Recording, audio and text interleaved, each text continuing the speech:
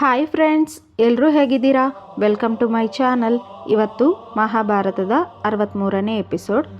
ಅದೊಂದು ದಿನ ಪಾಂಡವರು, ಪಾಂಚಾಲಿಯು ಹಾಗೂ ಬ್ರಾಹ್ಮಣರು ಸುಂದರವಾದ ಅರಣ್ಯ ಸೊಬಗನ್ನು ವೀಕ್ಷಿಸುತ್ತಾ ಕುಳಿತಿರಬೇಕಾದರೆ ಈಶಾನ್ಯ ದಿಕ್ಕಿನಿಂದ ವೇಗವಾಗಿ ಗಾಳಿ ಬೀಸಿ ಆ ಗಾಳಿಯ ಮೂಲಕ ಗಮಗಮಿಸುತ್ತಿದ್ದ ದೇವಕಮಲ ಪುಷ್ಪವೊಂದು ದ್ರೌಪದಿ ಕುಳಿತೆಡೆಗೆ ಬಂದು ಬಿದ್ದಿತು.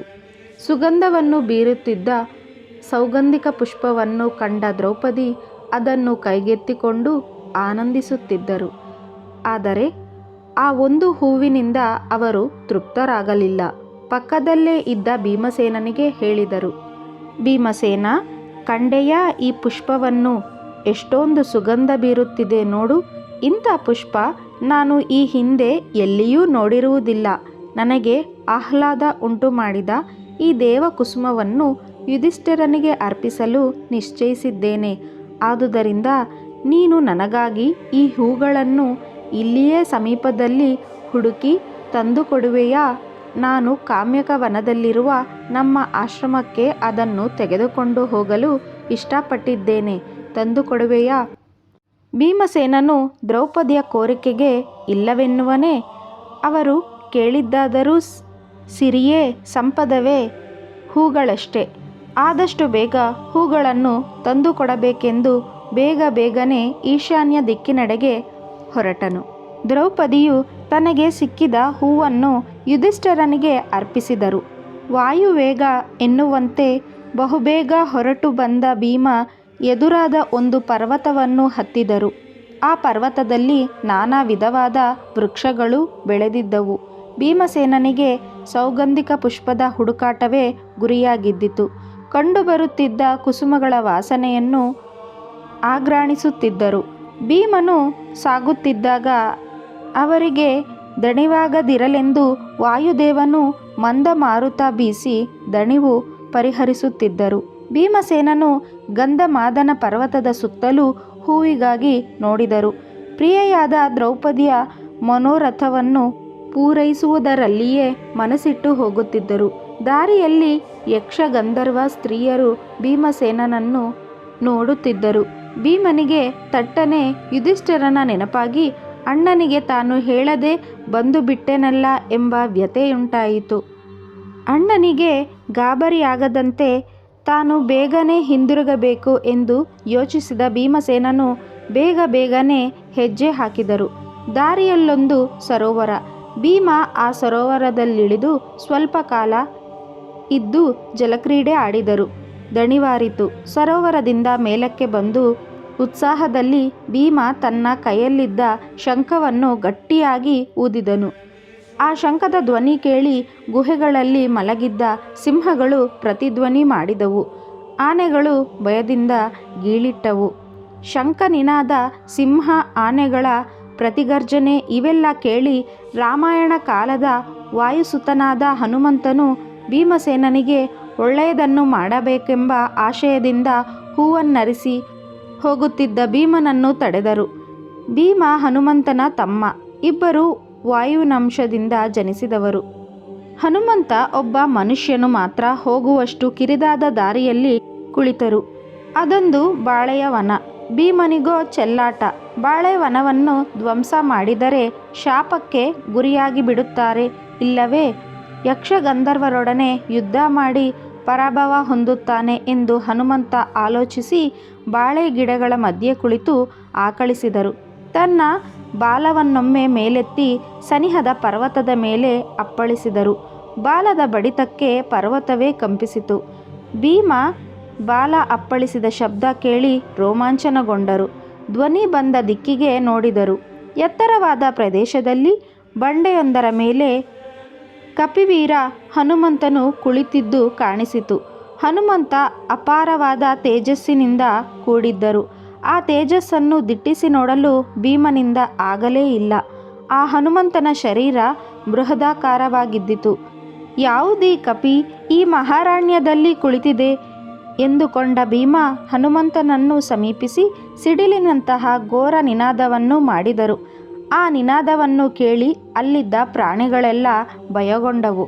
ಆದರೆ ಹನುಮಂತನು ಮಾತ್ರ ಆ ಶಬ್ದಕ್ಕೆ ಸ್ವಲ್ಪವೂ ಮಿಸುಕಾಡದೆ ಓರೆಗಣ್ಣಿನಿಂದ ಭೀಮನನ್ನು ನೋಡಿ, ನನ್ನ ಪಾಡಿಗೆ ನಾನು ನಿದ್ದೆ ಮಾಡುತ್ತಿದ್ದೆ, ಯಾರಯ್ಯ ನೀನು, ನನ್ನೇಕೆ ಎಚ್ಚರ ಮಾಡಿದೆ? ಪ್ರಾಣಿಗಳ ವಿಷಯದಲ್ಲಿ ವಿವೇಚನೆ ಇರುವ ಯಾರಾದರೂ ದಯೆ ತೋರುತ್ತಾರೆ. ನೀನು ಧರ್ಮದ ಸ್ವರೂಪವನ್ನು ತಿಳಿದಿಲ್ಲವೆಂದು ತೋರುತ್ತದೆ. ನಾನೋ ವೃದ್ಧ, ವಯಸ್ಸಾದವರನ್ನು ಸೇವಿಸಬೇಕಲ್ಲವೇ? ಅದು ಬಿಟ್ಟು ಹೀಗೆ ಅಬ್ಬರದ ಶಬ್ದ ಮಾಡಿದರೆ ನನ್ನಂತಹವನ ಗತಿ ಏನು? ಅದಿರಲಿ, ನೀನು ಯಾರು ಎಂದಾದರೂ ಹೇಳು. ಇಲ್ಲಿ ಮಾನವರ ಸಂಚಾರ ಇರುವುದಿಲ್ಲ. ಆದರೆ ಈ ಅರಣ್ಯಕ್ಕೆ ಏಕೆ ಬಂದೆ? ನೀನು ಎಲ್ಲಿಗೆ ಹೋಗಬೇಕೆಂದಿರುವೆ? ಮುಂದೆ ದಾರಿ ಕಡಿದಾಗಿದೆ. ಪರ್ವತವನ್ನಂತೂ ನೀ ಹತ್ತಲಾರೆ. ಸುಮ್ಮನೆ ಹಿಂತಿರುಗು. ಅನ್ಯಾಯವಾಗಿ ಪ್ರಾಣಾಪಾಯಕ್ಕೀಡಾಗಬೇಡ ಎಂದು ಹೇಳಿದರು. ಭೀಮನಿಗೆ ಆ ಕಪಿವೀರ ಯಾರೆಂಬುದನ್ನು ತಿಳಿಯುವ ಕುತೂಹಲ ಉಂಟಾಯಿತು. ಕಪಿಯ ಮಾತುಗಳು ಅಂತಃಕರಣದಿಂದ ಕೂಡಿದ್ದವು. ಅಯ್ಯ, ನೀನು ಯಾರು? ಚೆನ್ನಾಗಿ ಮಾತನಾಡುತ್ತಿರುವ ನೀನು ಯಾವ ಕಾರಣಕ್ಕಾಗಿ ಈ ಕಪಿಯ ರೂಪ ಧರಿಸಿರುವೆ? ನಿಜ, ನಾನಾರು ಎಂದು ಕೇಳಿದೆಯಲ್ಲವೇ? ನಾನು ಚಂದ್ರವಂಶದಲ್ಲಿ ವಾಯುವಿನ ಅನುಗ್ರಹದಿಂದ ಕುಂತಿದೇವಿಯಲ್ಲಿ ಜನಿಸಿದವನು. ನಾನು ಪಾಂಡು ಮಹಾರಾಜನ ಎರಡನೆಯ ಮಗ. ನನ್ನನ್ನು ಭೀಮಸೇನ ಎನ್ನುತ್ತಾರೆ ಎಂದು ಭೀಮನು ಹೇಳಿಕೊಂಡರು.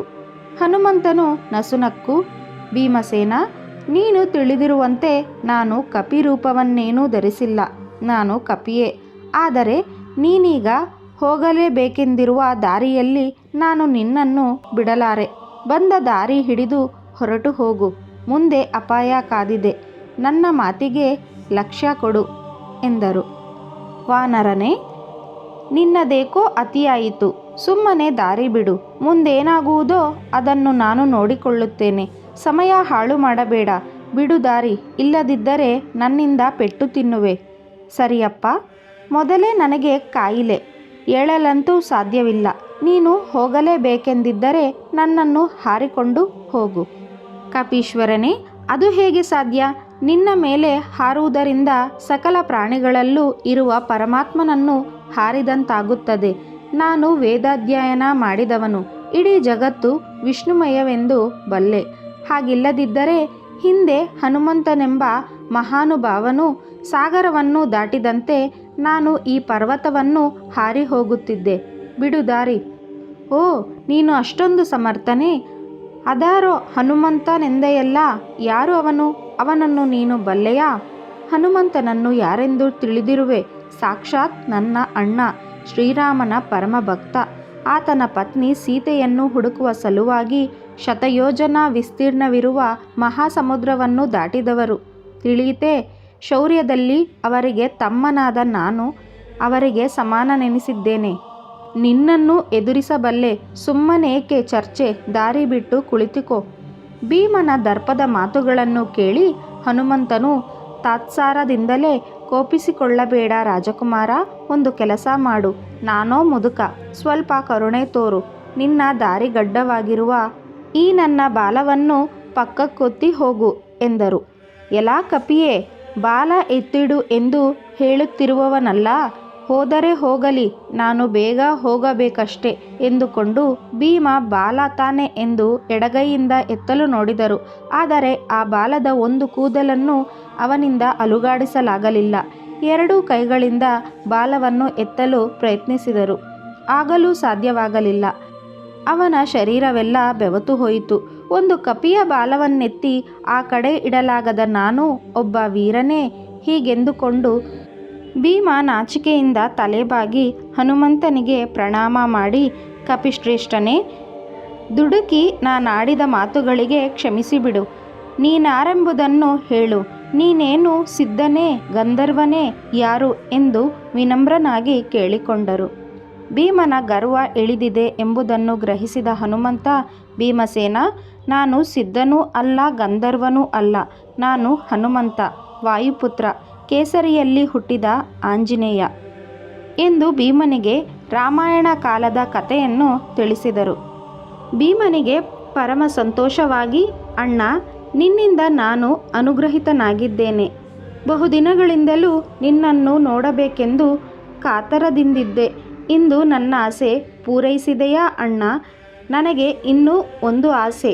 ಅದೇನೆಂದರೆ ನೀನು ಲಂಕೆಗೆ ಹೋಗಲು ಮಹಾಸಾಗರವನ್ನು ಹಾರಿದಾಗ ನಿನಗಿದ್ದ ಆ ಅಸಾಧಾರಣ ರೂಪವನ್ನು ನೋಡಲು ಆಶಿಸಿದ್ದೇನೆ.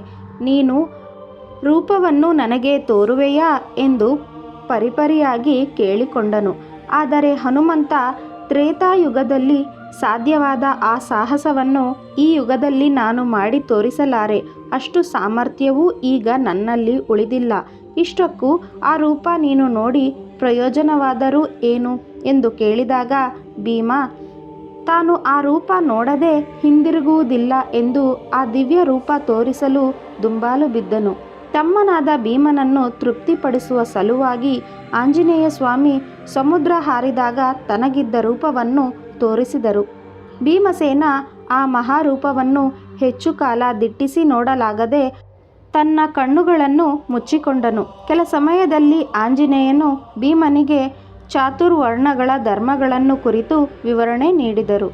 ಭೀಮಸೇನ, ಕ್ಷತ್ರಿಯ ಧರ್ಮವನ್ನು ಅಂದರೆ ರಾಜಧರ್ಮವನ್ನು ಶ್ರದ್ಧಾನಿಷ್ಠೆಗಳಿಂದ ಜಿತೇಂದ್ರಿಯನಾಗಿ ಪರಿಪಾಲಿಸು.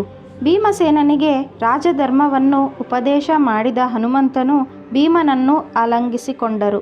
ಬಳಿಕ ಅವರ ನೆತ್ತಿಯನ್ನು ಸವರಿ, ಭೀಮ, ನಿನಗೆ ನನ್ನ ಅಗತ್ಯ ಯಾವಾಗ ಇರುತ್ತದೆಯೋ ಆಗ ನನ್ನನ್ನು ಸ್ಮರಿಸು.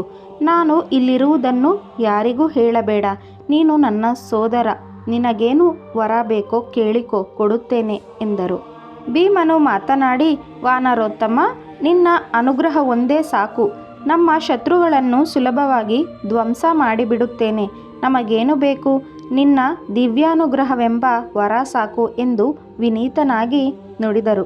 ಭೀಮನಾಡಿದ ಮಾತುಗಳನ್ನು ಮೆಚ್ಚಿಕೊಂಡ ಹನುಮಂತನು, ಭೀಮಸೇನ, ನಾನು ಅರ್ಜುನನ ರಥದಲ್ಲಿನ ಧ್ವಜದಲ್ಲಿದ್ದುಕೊಂಡು ನೀವು ಮುಂದೆ ಯುದ್ಧ ಮಾಡುವಾಗ ಗಟ್ಟಿಯಾಗಿ ಗರ್ಜಿಸುತ್ತಾ ಶತ್ರು ಸೈನ್ಯದ ಬಲವನ್ನೇ ಉಡುಗಿಸಿ ಬಿಡುತ್ತೇನೆ.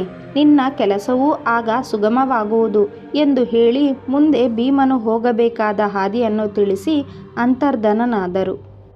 ಭೀಮನು ಅಣ್ಣನ ದರ್ಶನದಿಂದ ಪುನೀತನಾದನೆಂದು ಭಾವಿಸಿ ಆಂಜನೇಯನ ಬೃಹದಾಕಾರವನ್ನು ಸ್ಮರಿಸುತ್ತಾ ರಾಮನಾಮವನ್ನು ಹೇಳಿಕೊಳ್ಳುತ್ತಾ ಪರ್ವತವನ್ನು ಹತ್ತಿ ಸರೋವರಗಳನ್ನು ದಾಟಿ ಬಂದು ಸೌಗಂಧಿಕ ವನವನ್ನು ಪ್ರವೇಶಿಸಿದರು. ಅಲ್ಲಿ ಒಂದು ಸರಸ್ಸಿನಲ್ಲಿ ಸೌಗಂಧಿಕ ಪುಷ್ಪಗಳ ಸಮೂಹವನ್ನು ಕಂಡು ಹಿಗ್ಗಿ ಹೋದರು. ಸರಸ್ಸು ರಮ್ಯವಾಗಿದ್ದು ನೀರು ತಿಳಿಯಾಗಿ ಸ್ವಚ್ಛವಾಗಿದ್ದಿತು.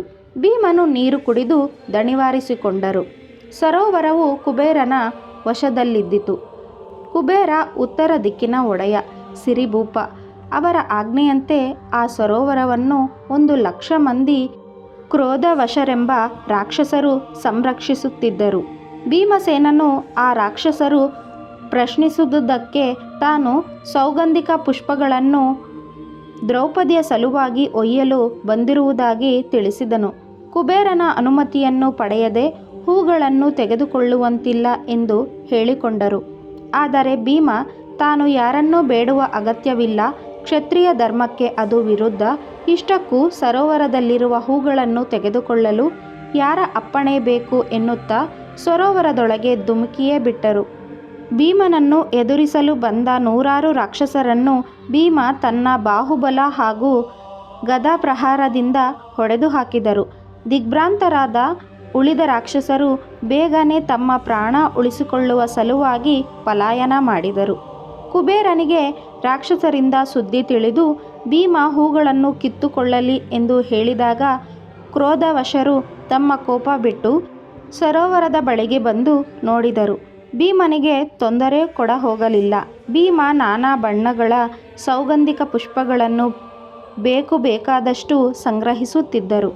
ಯುಧಿಷ್ಠಿರ ಭೀಮನಿಗಾಗಿ ಹುಡುಕಾಡಿದರು. ಪಾಂಚಾಲಿಯು ಭೀಮ ತಾನು ಬಯಸಿದ ಸೌಗಂಧಿಕ ಪುಷ್ಪಗಳನ್ನು ತರಲು ಈಶಾನ್ಯ ದಿಕ್ಕಿನ ಕಡೆಗೆ ಹೋಗಿರುತ್ತಾನೆ ಎಂದು ಹೇಳಿಕೊಂಡರು. ಯುಧಿಷ್ಠಿರ ವಿಳಂಬಿಸದೆ ಘಟೋತ್ಕಚನ ನೆರವಿನಿಂದ ಕುಬೇರನ ಸರೋವರದ ಪ್ರದೇಶಕ್ಕೆ ಬಂದು ಭೀಮನನ್ನು ಕಂಡು ಪರಮ ಸಂತೋಷಗೊಂಡು ಅವರನ್ನು ಬಾಚಿ ತಬ್ಬಿಕೊಂಡರು. ಭೀಮ, ಇನ್ನೆಂದಿಗೂ ಇಂತಹ ಸಾಹಸ ಕಾರ್ಯವನ್ನು ಮಾಡ ಹೋಗಬೇಡ. ದೇವತೆಗಳಿಗೆ ಅಪಚಾರ ಮಾಡಬಾರದು, ಬಲ್ಲೆಯಾ ಎಂದು ಹೇಳಿ ಸಮಾಧಾನ ಮಾಡಿದರು. ಯುಧಿಷ್ಠಿರನೇ ಮೊದಲುಗೊಂಡು ಪಾಂಡುಪುತ್ರರು ಮತ್ತು ದ್ರೌಪದಿಯು ಸರೋವರಕ್ಕೆ ಆಗಮಿಸಿರುವುದು ಕುಬೇರನಿಗೂ ತಿಳಿಯಿತು. ಕುಬೇರನ ಅನುಮತಿಯಿಂದಲೇ ಯುಧಿಷ್ಠಿರಾದಿಗಳು ಗಂಧಮಾದನ ಪರ್ವತದ ತಪ್ಪಲಿನಲ್ಲಿದ್ದ ಸರೋವರದಲ್ಲಿ ಕೆಲಕಾಲ ತಂಗಿ ಅರ್ಜುನನ ಆಗಮನವನ್ನು ನಿರೀಕ್ಷಿಸುತ್ತಿದ್ದರು. ನಿಮಗೆ ಈ ವಿಡಿಯೋ ಇಷ್ಟ ಆಗಿದ್ದರೆ ವಿಡಿಯೋನ ಲೈಕ್ ಮಾಡಿ, ಶೇರ್ ಮಾಡಿ, ನಮ್ಮ ಚಾನಲ್ನ ಸಬ್ಸ್ಕ್ರೈಬ್ ಮಾಡ್ಕೊಳ್ಳಿ. Thank you for watching.